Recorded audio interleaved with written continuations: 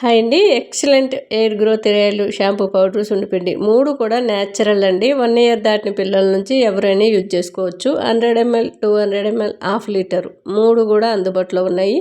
మనకి కుంకుడుకాయ, సీకాకాయ, ఉసిరిపప్పు, మెంతులు కలుస్తాయండి షాంపూ పౌడర్లో.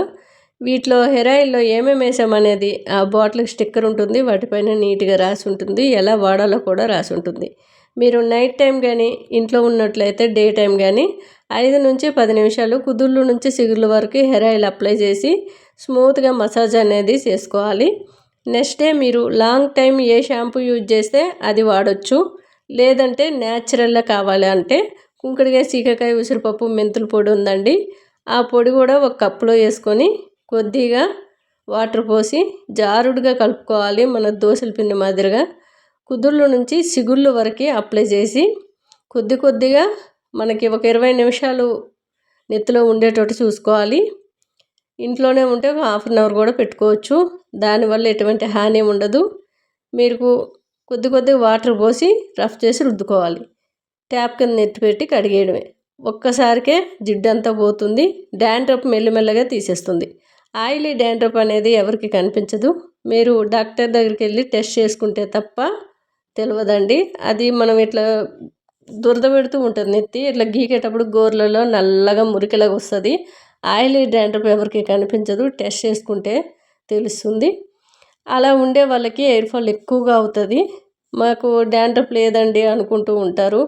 ఎంతసేపు డ్రై స్కిన్ వాళ్ళకే డాండ్రఫ్ అనేది బయటికి కనిపిస్తుందండి ఎక్కువగా. అది పైన కూడా పడేటట్టు మనం గీకినా ఇట్లా నెత్తిలోనే ఉండిపోతూ ఉంటుంది పైన వచ్చేసి.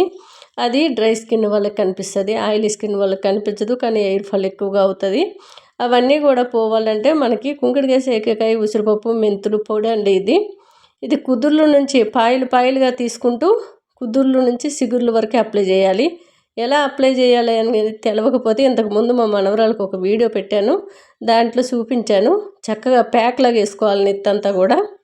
20 నిమిషాల తర్వాత కొద్దిగా వాటర్ పోసి రఫ్ చేసి రుద్దుకోవాలి. ట్యాప్ కింద నెత్తి పెట్టి కడిగేయడమే.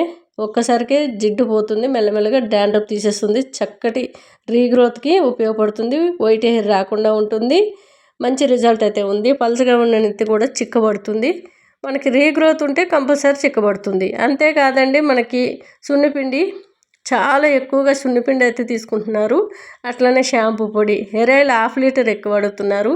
ఈరోజు వచ్చిన బుకింగ్ రేపు పంపిస్తున్నాను. నిన్నటి బుకింగ్ అండి ఇవన్నీ.